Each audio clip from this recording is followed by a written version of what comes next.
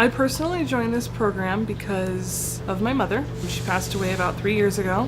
I thought about what I wanted to do with my life. Food seemed to be the thing that stood out the most.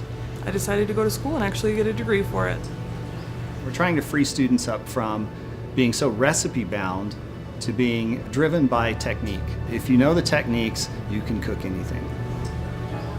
I just think the quality of the teaching and the hands-on experience that you really get in this program is pretty unique. I see incredible growth in the skills of our students as well as their confidence in what they're doing. We have fantastic facilities and it allows them to really go far. This kitchen is state-of-the-art. We have everything from individualized fridges to stoves. This place is fantastic.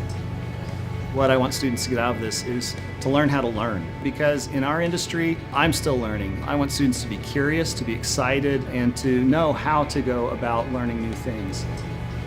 This is one of the funnest courses that I've ever taken in college. They give you that opportunity so that way you can do new things, try new things, explore the world, and this is a step forward to that.